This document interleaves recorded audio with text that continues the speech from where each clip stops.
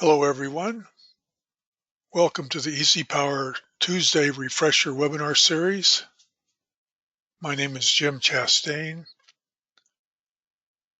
and today we're going to be talking about how to debug your one-line diagram, specifically if you're trying to get to arc flash study in the most efficient way. And as we like to do, we would like to start with a poll question to make sure that everyone's on the same page, and appreciate your feedback. The first question is, how many arc flash studies do you do a year on average? No liability or obligation, just strictly trying to get perspective on where the audience stands. We do appreciate your attending today. For all of those that are attending, we will provide a certificate of attendance that will be sent via email, and a lot of people use those for supporting their extended credit education requirements. Okay, looks like we have a quorum. Let's see how folks are weighing in on this. So it looks like a pretty good split, 50% or just over 50% or less than 3 times. And then greater than 50% is greater than 3 times a year. So I think this is a well-positioned presentation. And the next question is, at what stage of the analysis do you find the most errors, at least in your experience? This one, there's not a right or wrong answer, is strictly your understanding or perspective. So I would appreciate some feedback there. I do want to emphasize that these are not rules. These aren't anything that's locked in concrete as far as the recommendations, but we are emphasizing a set of features that are installed in the tools for this primary purpose, and I don't think we emphasize them enough. So it looks like we have a quorum. Let's see how folks weighed in here. Okay, so almost 50% in just data collection. Excellent. That's the place to find the problems. And then modeling, and then during the analysis. Excellent. Thank you for participating, and that will help me a lot. So let's jump into it.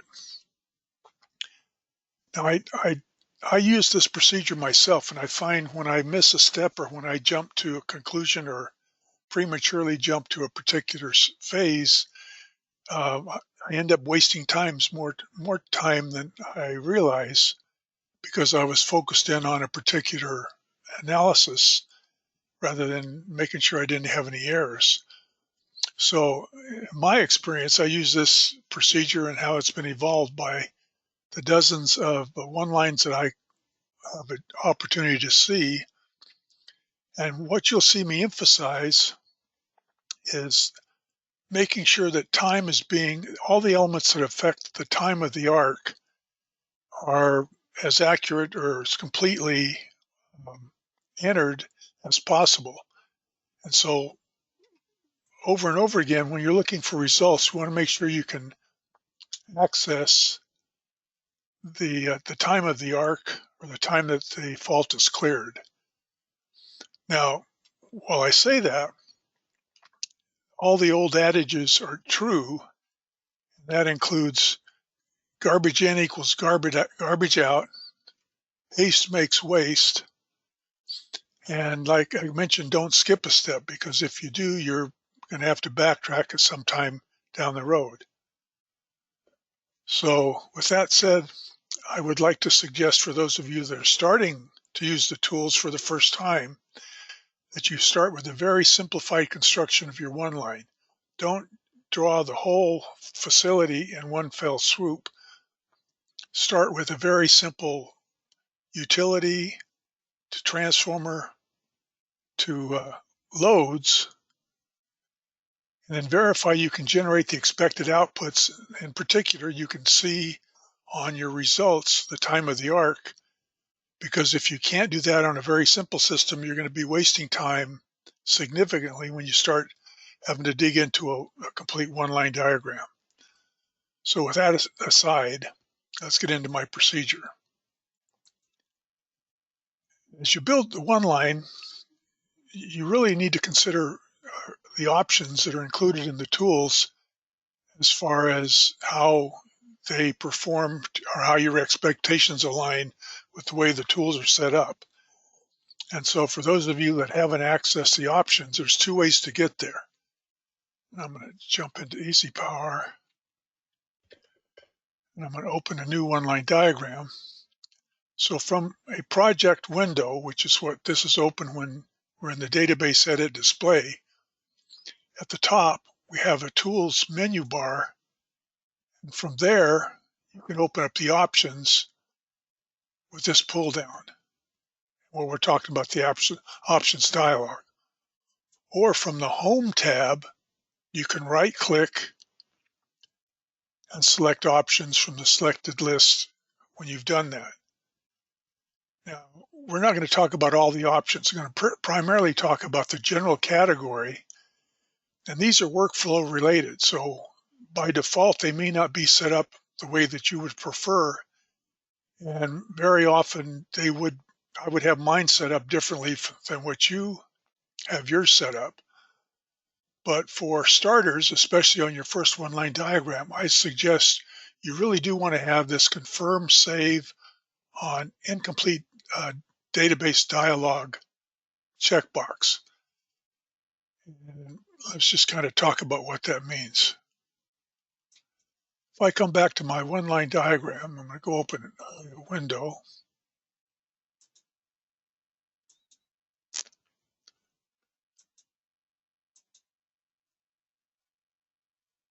And if I'm looking at a one-line diagram like this, I can see I don't have my transformer fully parameterized. And so very frequently, I know I have to fill in something on the specification tab. Every dialog box has the same general format: unique identifier label, the connections of this element in the system, and then a number of tabs across the center.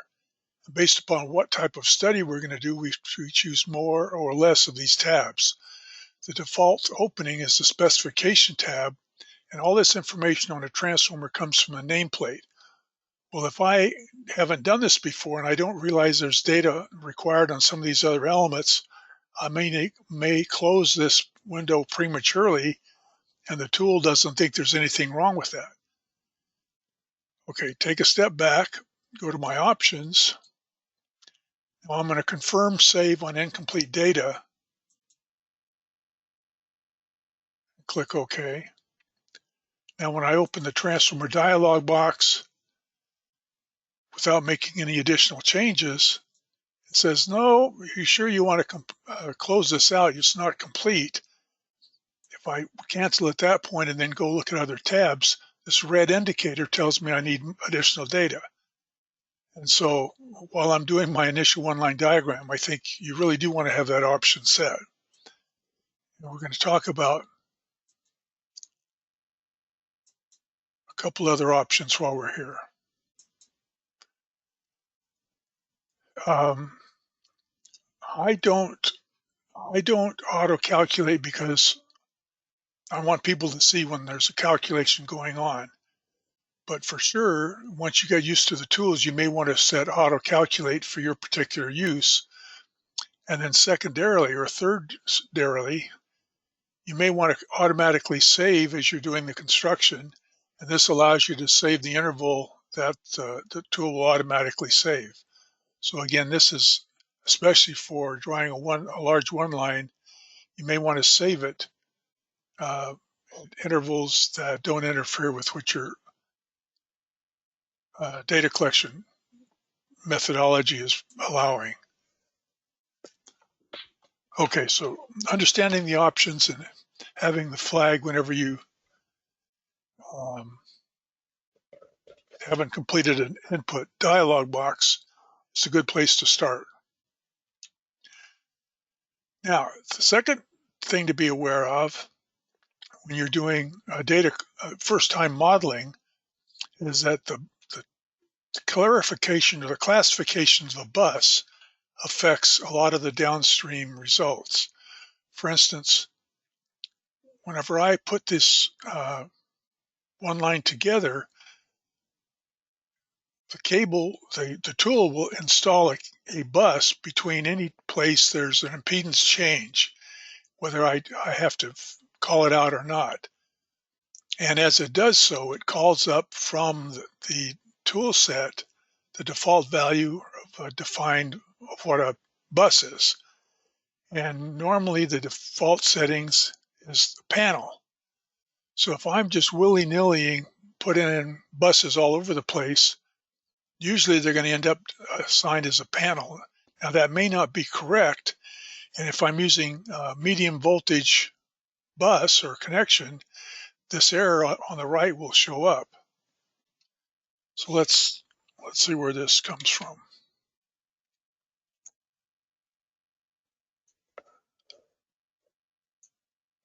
So I want to close this.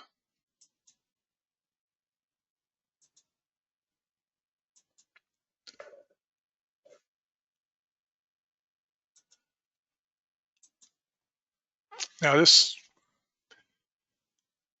is good information to know. So what we've done is I built this one line, and as I defined it, I assigned the name to that bus from this list on the specification tab.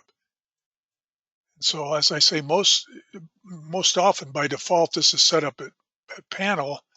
We may not be talking about a panel at all.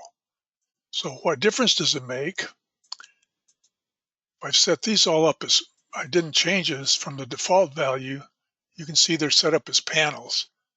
So if I have one leg that is correctly identified, for instance, this will be a MCC. The question is, what does that amount to as far as my analysis? If I go into short circuit focus, fault all the buses, you can see here it doesn't make any difference as far as the calculations, as far as incident energy, but down here it's off by, looks like 45 or 50%. Now what is affecting this, or what's driving that difference? Well, it's a definition of the different elements. So for instance, it's what's listed in the device library. If we go to the device library and open up the arc flash hazard defaults, this is the equipment type that we're selecting when we open that selector box, the different voltages that are available, and then the effect on the definition, the electrode configuration, the air gap, and then the enclosure dimensions. It also gives us the ability to select the older standard if we need to. If I go back to EasyPower and open my device library, now again, these are default values. What we're talking about are standards coming from the 1584 standard. In 2002, there was not a definition of a standard dimension for enclosure size or configuration of the busway. In 2018, those are detailed, and these are what the default values are. Now, they may or may not be what you want for your system, you can change them locally, or if you change them here, this is an Access database, that'll be the default value going forward. So you want to be a little careful about where you make changes in the device library. But what you can tell is the difference between the dimensions that are listed for each type of panel or each type of bus. Sometimes it doesn't make a difference, and sometimes it can make a significant difference. Okay, so be aware of what's in the device library.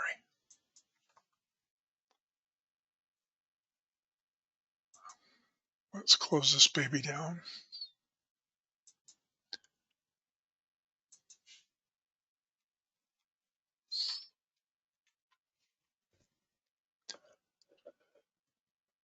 Now, the mother of all debug tools in EasyPower is the database browser.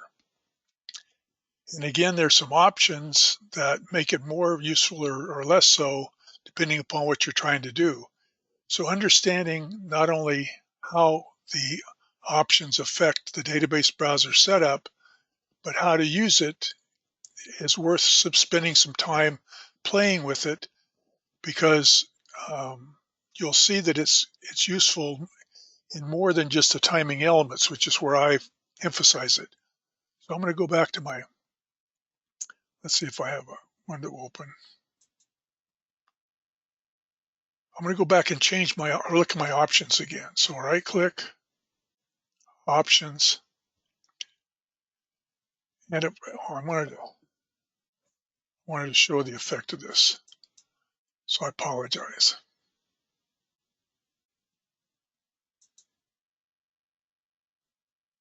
I'm going to be showing it before and after. Before is how to debug.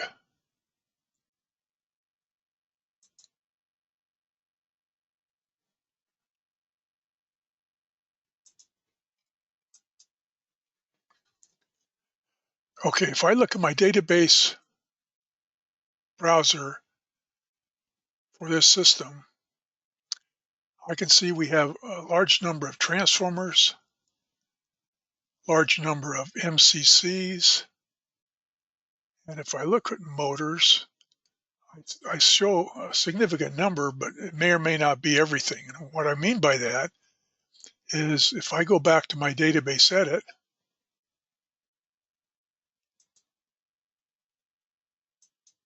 and look at my options, I can find a checkbox here that says show motor control center and panel items in the database report. So if I don't care about the loading on the motor control centers and panels, I can leave this off. But if I'm looking for arc flash and I'm concerned about large motor contributions into the fault and the data that's going to be supporting that, I probably want to check this, make this checkbox set up. So now if I go back to my one-line diagram and look at the database, I can see now instead of the 25 motors listed, I have 147, and it's going to be the difference being all the loads in the panels and the motor control centers. So again, it's very useful in making sure you have missing data, or you can see there's a lot of places that data now is not being utilized as far as my motor control center details. Now, if we go back and talked about what this database browser does for us, where I primarily use it, because I'm less concerned about the specifics of the cables or the motor control center loadings, is I want to look at the timing elements. So I purposely focus on circuit breakers, fuses, and relays, and that's where missing data is probably the biggest troublesome aspect of. So if we come back to this, and I set up specifically, so I've set up a selection of configurations.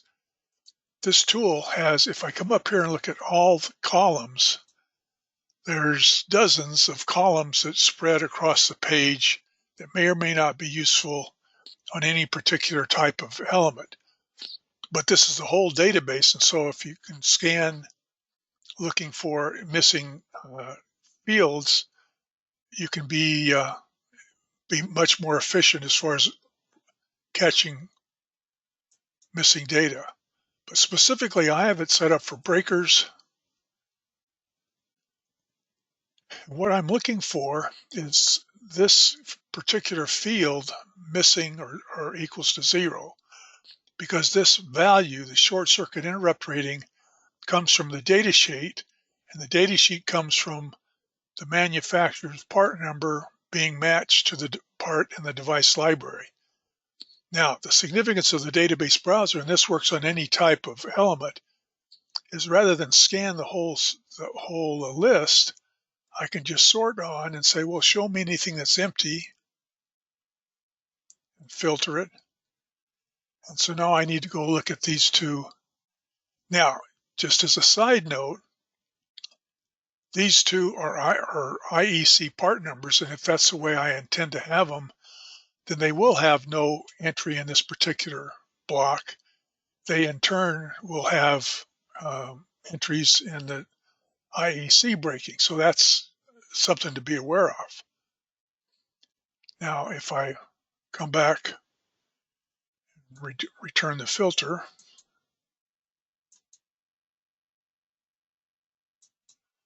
so if I look for 0 instead of being empty, now I notice here's a number of parts that have 0 value, and they're not categorized as IEC. So in fact, I'm missing the boat as far as setting these up. Now, for correcting the particular item, I can go to the yellow column, right-click, and modify the element directly, or go look at it on the one-line diagram. If I modify it directly, the tool opens up the dialog box for that particular element. And what we can see as we go through the setup,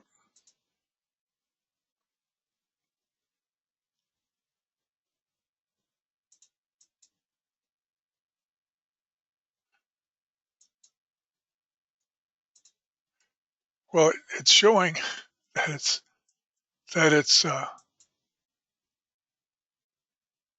that's not showing.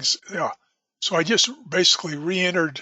So apparently I changed this part from the time I initially drew the one line, and by auto-calculating a second time, it came up with a connection to the device library. The other thing I wanted to show is that if I have a number of elements that fall into this category, they need to be recycled, I can just go through the list with this little arrow at the top, look at the short circuit rating. This has got auto calculate. So this is a real missing part number that I haven't characterized at all. But this allows me to go through a number of items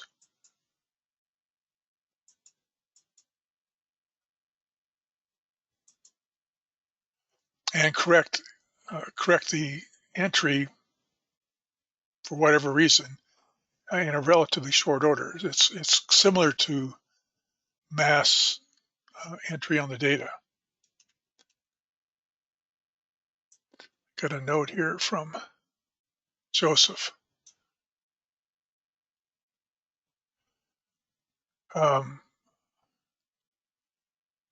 Joseph, you're saying that there's not an assigned password. It's built into the tool, the basic installation of the tool. He's saying he doesn't have access to the device library. If I close this database browser, again, this is an option that you want to be aware of.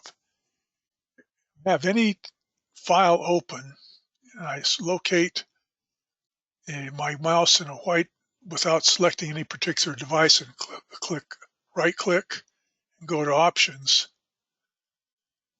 My file locations are determined by this list of pointers, and the device library is down here at the bottom, and it should be looking at usually the same folder where my EasyPower is installed. So in my case, it's under Users, Jim Chastain Documents, My Documents, EasyPower 24.0 Device Library. And so once you've set that pointer, and you can change it by opening up the ellipsis on the right and pointing it anywhere that you have the device library installed. Some people reference a network version. In my case, I always have a local access to the device library, as well as all these other pointers. If that doesn't fill the bill, Joseph, shoot me an email. We can connect offline. Okay, now the importance of this is that and it can be used for any type of element: cables, motors, switchgear, relays. So it's useful as you're building the one line to verify that you don't have any missing columns when you think there ought to be data there. It also verifies which standard will be used, and very often that can be a source of misnumbering when you pick out the manufacturer's part number. And so I recommend using the database browser periodically as you're building the one line to make sure you're not accidentally installing errors as you're initially building the construction.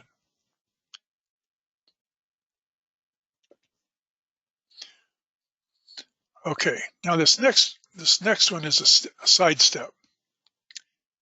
If in fact you're building a very large one-line diagram, there's a feature that is not that widely discussed called named views that can be used to make your one-line diagram, a large construction, more readily usable, especially for people that didn't draw it.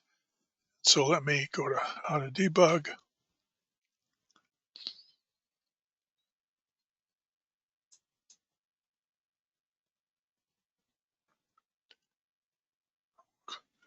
Okay, so what I've done, so here's a large one-line diagram. You can see as I zoom out, you can't, if you look at the whole system, which is the purpose of this magnifying glass, you can't read the type. So what I want to do is I select this lower MCC construction and drag it down. And so I've saved that in another file. And it looks like this. Now what it is EasyPower has the ability to establish frames or panes. And so I want it to exist. I want this motor control center to exist in a pane by itself. As I zoom in and center, I can save the pan and zoom settings for this particular location by going to my named views from Easy Controls, and let's call this MCC1 front.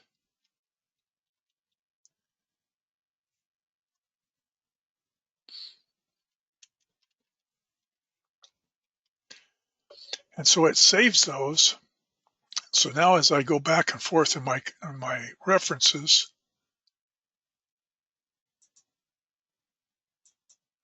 you can see it jumps around without having to pan and scroll. Now to prevent having spaghetti lines all over the place, you can see I stretched this particular cable out when I pull that down. If I go back to my MCC1, double click on the cable itself, and instead of up here on the right hand column, it's a busway, and this works the same for busways and cables. Don't show the entire line and click OK. It says it's based on a 10-foot length because we showed it as only a small 1 foot, so it's only listed as 1 foot. which is fine. It doesn't make any difference to the tool, but now it puts that construction in a framework or a pane that I can reference and still be able to access the analytical data. So now that I'm in this pane, I can short circuit. Let's see where my mess was. If I go to find it, I can see it's a motor that hasn't been characterized. So just for grins, I'm going to deactivate that. Go back to my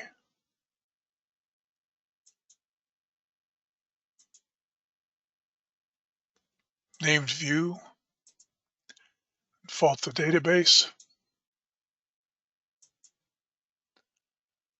Now what I want to show is that now my currents, in this case I'm looking at half cycle 3-phase bolted fault.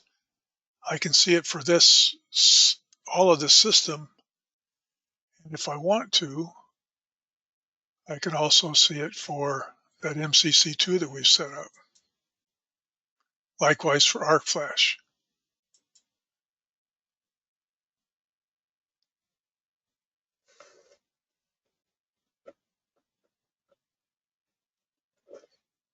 Now, so this is a sidestep as far as readability or usability of the tool. The point I'm making is that it doesn't interfere with analytical results and examining database issues.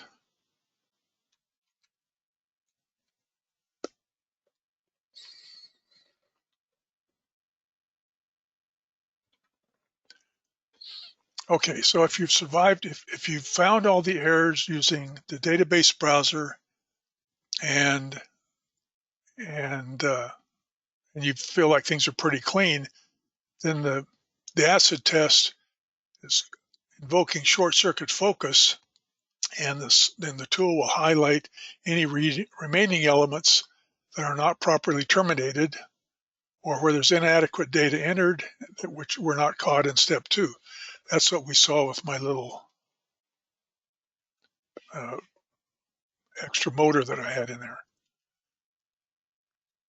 And then go ahead and apply your 3-phase bolted fault and make sure that your max available short circuit currents are shown at each bus.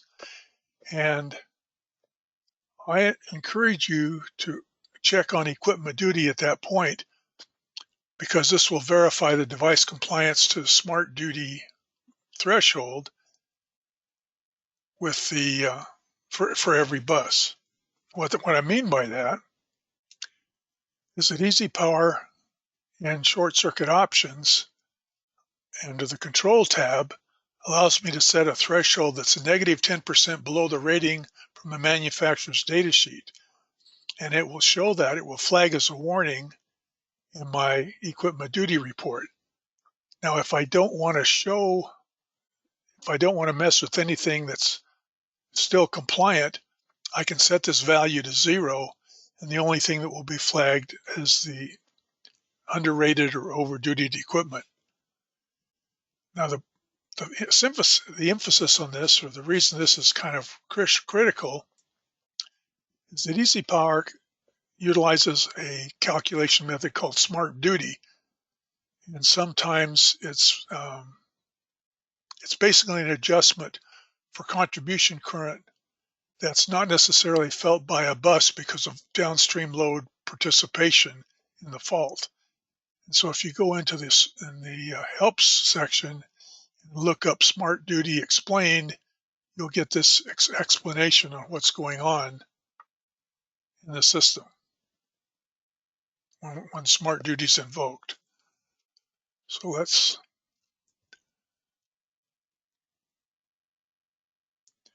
So smart duty is available when I'm in short circuit focus. This little quote bubble on the top. And again, what it's showing me are numbers.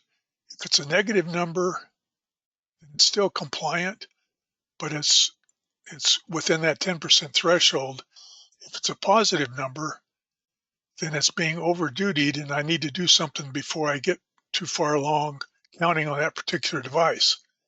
If there's not a number there, then I didn't set the part up correctly because it's not retrieving the fault current or the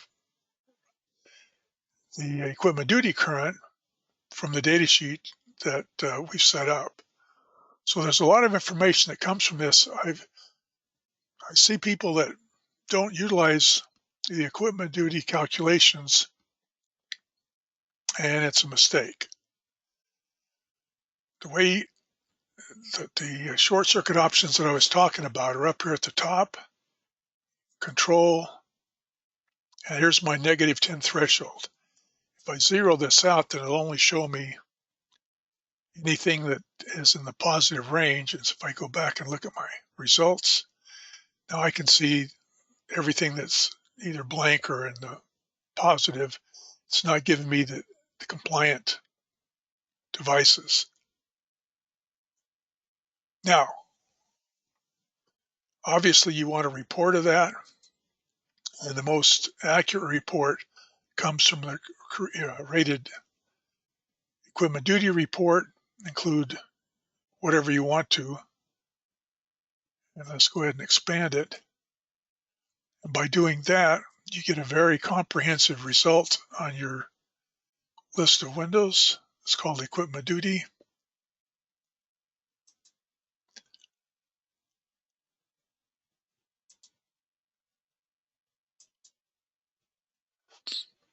And again, this is the result of doing that smart duty calculation. Not to overemphasize, but it doesn't make any difference to go through and do arc flash before you make sure this is under control, because it's going to have to be changed with a breaker that can withstand the fault. Any questions?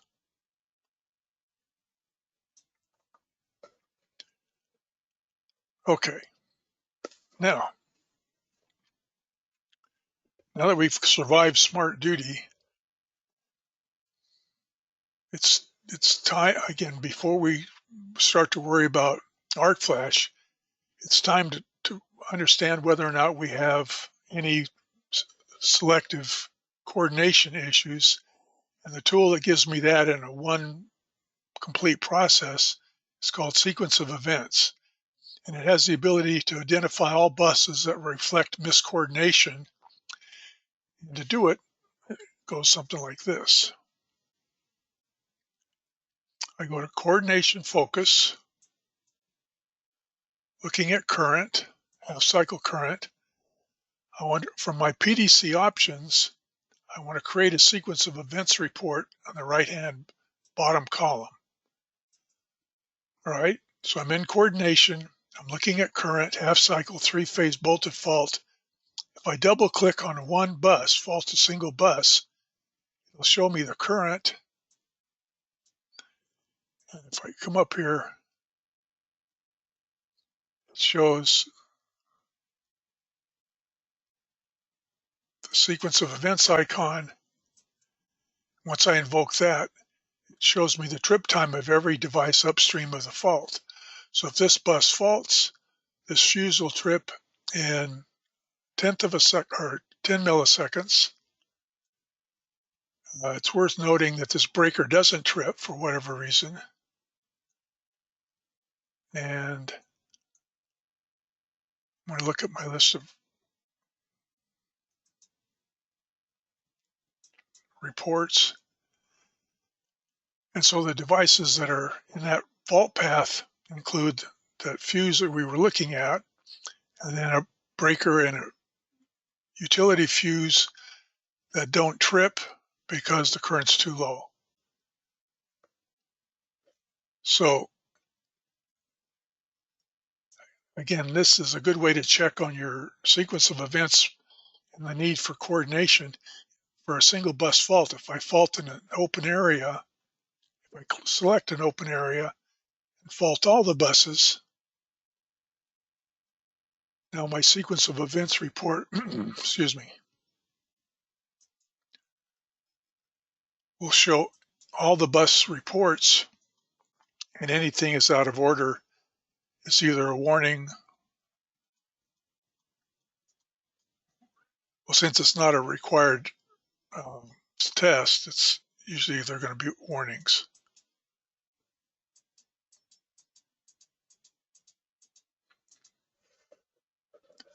So that gives you some insight as to whether or not there's a major issue in coordination before you go further into the arc flash calculations. Now that's the point where you need to know that the time is being reported for clearing the arc or clearing the fault. And so we'll come back to that if we have a sequence of event problem. Now, if you survived all this, oops, got a couple more questions.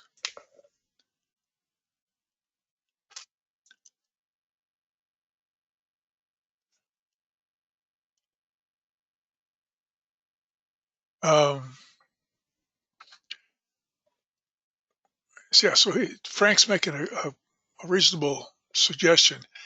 Change the violation to some other text instead of violation. I would like to use underrated. Customers freak out when they see violation. Now, when we're talking about equipment duty,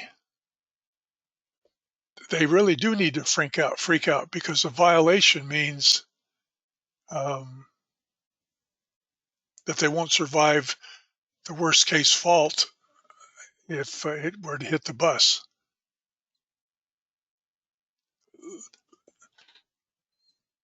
Let me take that under advisement, Frank. So he's wanting a change in terminology as far as the warning. So I'll get back to you on that. It may be worthwhile asking. Okay, I want to make a point here. At this point, we should be ready to go into arc flash calculations. In fact, we did. If I come back to my report, look at short circuit, fault all the buses, look at my arc flash guy. Then I have a range for arc flash to look at the results. And what we're looking at is the trip time or the opening time based upon what type of fault or where the fault's located. And if you can't identify the source of the clearing, of the element that's clearing, for instance, this one shows manual time. That means we have a 2-second limit. If I look over here at my arc time, something's set up at 2 seconds. That doesn't make a whole lot of sense. That's calculating to 2 seconds when we have this much arc current. So I have something that needs to be addressed. But I'm getting results that give me the ability to go back and seek that particular issue. Okay, now, one other point I want to make before we get too far afield from this. So we've gone through, at least we have some confidence that we can calculate the arcing current, the time it takes to clear an arc current, what is missing from what's still missing potentially as an error in our database. And what I've found is that there's probably only 3 areas that fall into this category. And that's based on the impedance of the path for the arc. And usually there could be an error in the number of conductors per phase, whether it's too high or too low. If there's a voltage difference on the bus, that usually doesn't make that much of a difference on fault current, and you'll see a difference there, a point I'm trying to make there. And we may have a mismatch of definitions of cables, whether it's a 3-wire or a 4-wire component. The point I'm trying to make is that power flow will help solve these particular issues, or at least identify where you may have consideration. Now, it won't improve or it won't change the arc flash calculations of the short circuit, but it will affect your voltage drop reports and even your ability to do a power flow solution. So that's why I, just for completeness sake, as far as system construction, I recommend including power flow as part of the package, even though it's not required for ArcFlash. And then finally, and this looks like I have an example of this mistake, if you allow me to call it that, and that is, don't apply the 2-second rule prematurely. If you have not done coordination, don't set up 2-second max calc time until you know what's controlling the arc. So that's just a word to the wise. Frequently, very experienced users will sit there and say, Jim, I've adjusted this relay all over the place and it's not affecting my trip time. And it's because we've got a 2-second max, and by releasing that constriction, we can see where the time element is located. And if it's not being cleared, it could be a fault in our database that we didn't identify. Okay, so again, I'm not going to get into the ArcFlash analysis part, but in my experience, with using this 7-step approach, you can pretty much get a clean one-line diagram, if not for power flow use, for ArcFlash and short circuit use without errors. I think that's all I have for today. Hopefully you got something out of it. There's a copy of these slides on the handout distribution pane in the GoToWebinar. And by all means, check your newsletter for upcoming webinars, and keep on track with the live web-based training when they're available. Thank you all for attending. Let me see if I got other questions before we adjourn. How did you make it cut off on the name view so it says to switch gears? Oh, Eileen's asking how I stubbed off my cable, and that's an important part of using that function of named view. So let me jump back there, see if I can help.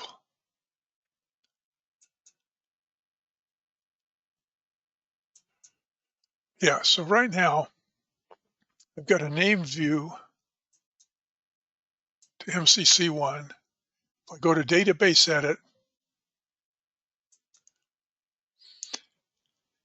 and open the dialog box, so the bottom line is I need to stretch, if you will. I need to stretch on a cable or a busway or a transmission line, but it's a connecting element.